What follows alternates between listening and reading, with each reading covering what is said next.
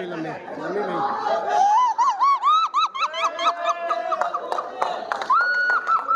ਕਿੰਨਾ ਮਜ਼ਾ ਆਉਂਦਾ ਸੀ ਨਾ ਕਿੰਨਾ ਮਜ਼ਾ ਆਉਂਦਾ ਸੀ ਨਾ ਮੈਨੂੰ ਤੇ ਆਵਾਂ ਜੇ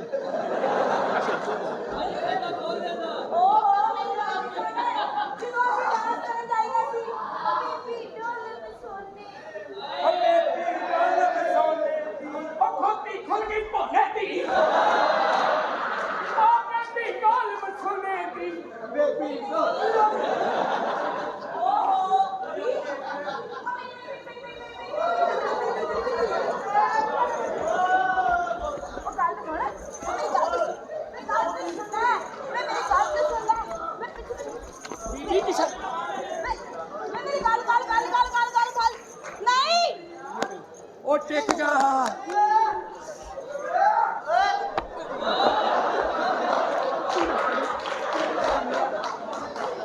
नहीं हाँ कटा हाय अच्छा ठीक है अच्छा ठीक है ठीक है ठीक है ठीक ही होएगा हाँ की ਕਾਕੇ ਨੇ ਕਿੱਥੇ मेरे काके ने कच्ची नहीं पाई काके ने कच्ची नहीं पाई काके ने कच्ची नहीं पाई ਮੈਂ ਤੇ ਲਾਉਣੀ ਏ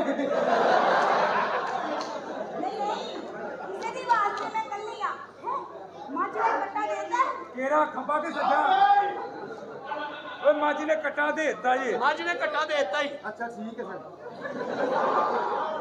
की अच्छा ठीक है हाँ अच्छा ये कह रहे हैं मेरे पीछे तीन कुत्ते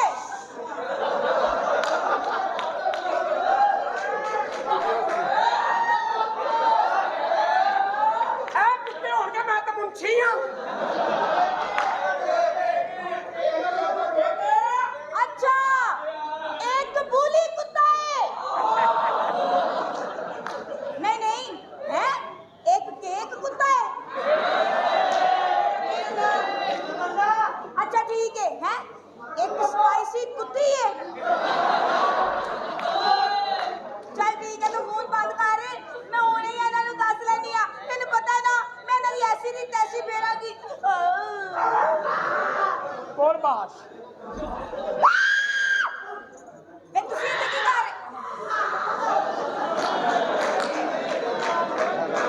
ਉਹ ਪਿਛਲੇ ਨੂੰ ਕਹ ਤੇਲ ਲਾ ਓਏ ਵੇ ਉਹ ਕਿੱਥੇ ਕਰ ਰਹੇ ਆ ਤੇਲ ਲਾ ਲਵੇ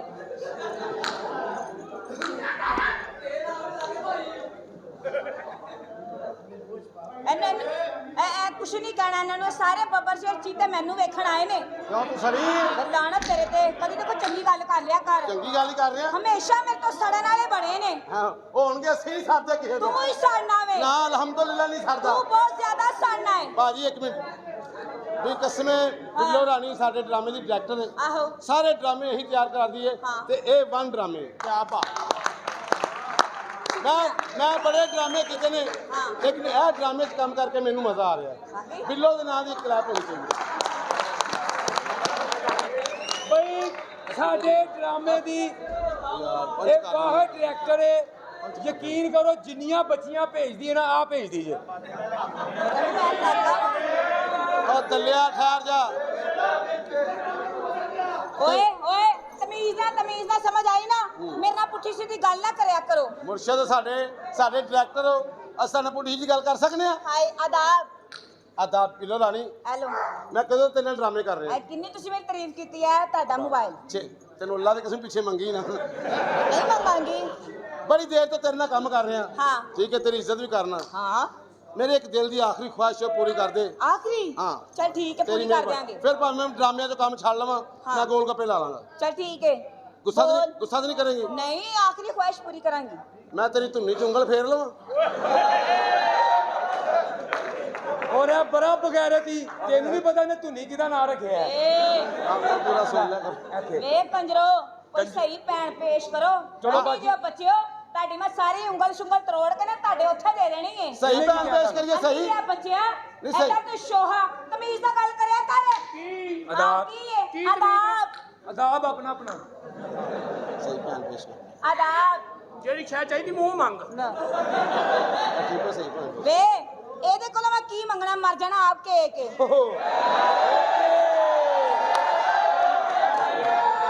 ਬਸ 2 ਮਿੰਟ ਤੂੰ ਫੋਨ ਸੌਂਗੀ ਤੇ ਕੇਕ ਕੱਟਿਆ ਜਾਣਾ ਸੀ। ਬਸ ਵੇ ਬਸ। ਸਾਰੇ ਕੇਕ ਇੰਜ ਕੱਟੇ ਜਾਂਦੇ ਨੇ, ਇਹ ਬਾਹਰ ਕੇਕ ਜਿਹੜਾ ਇੰਜ ਕੱਟਿਆ ਜਾਂਦਾ ਹੈ।